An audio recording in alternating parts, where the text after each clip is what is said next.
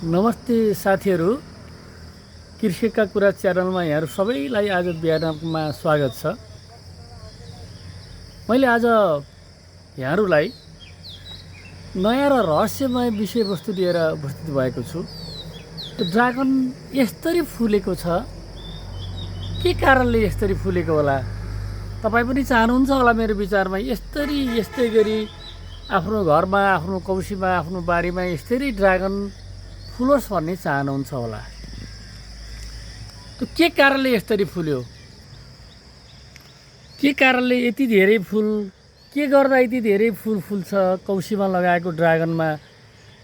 तपाईहरुलाई आज एउटा नयाँ रहस्य बताइदिएर तपाईहरुले पनि घरमा आफूले त्यो काम गर्न सक्नुभयो भने तपाईहरुको पनि कौसीमा प्रशस्त यस्तै गरी ड्रागनहरू तपाईले फुलाउन सक्नुहुन्छ।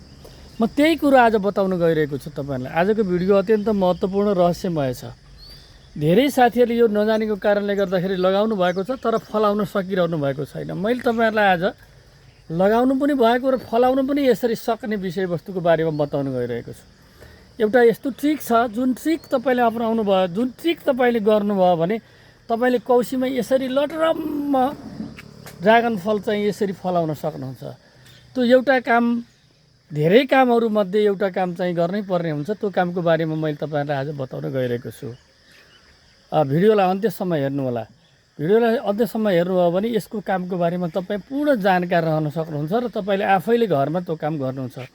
म ढिलो नगरिकन तपाईलाई त्यसको रहस्यको बारेमा बताउँछु। त्यसको मुख्य रहस्य भनेको हो ड्रागनमा हामीले आएको हाँगाको टुप्पालाई काटिदिनु भयो भने, यसरी टुप्पा काटिदिनु भयो भने मात्रै ड्रागनले यसरी फ्लावरिङ गर्छ। किनभने टुप्पा राखिएको ठाउँमा टुप्पामा त्यसको शक्ति बढी जाने भएको कारणले गर्दाखेरि फ्लावरिङ कम हुन्छ।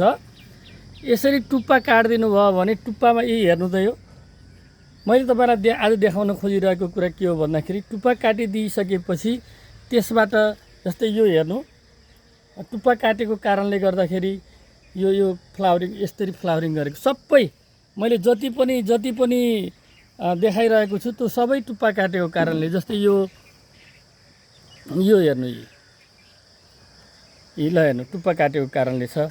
यो हेर्नु, टुप्पा काटेको कारणले छ।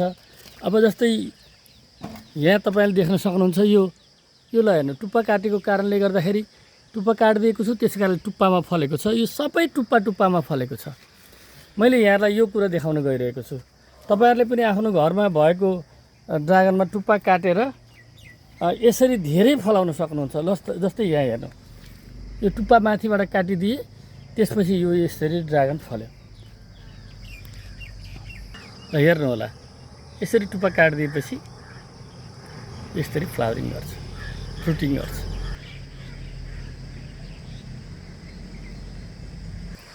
यो पनि टुप्पा काटेको कारणले नै यस्तो राम्रोसँग फुलेको हो।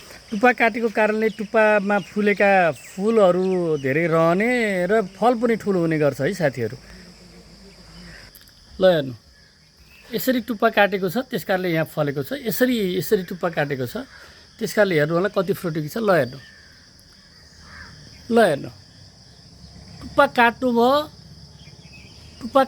ल हेर्नु है, टुप्पा काट्नुभयो। त्यस कारणले टुप्पा काटेको कारणले हो है सबै यो टुप्पा काट्ने। किन टुप्पा काट्ने, खालि टुप्पा काट्ने मात्रै किन भनिरहनुहुन्छ भनेको अर्थ बताउँदैछु मैले। अब तपाईँहरूले यहाँ हेर्नु होला, ल हेर्नु, यो टुप्पा काटेको कारणले यो टुप्पा।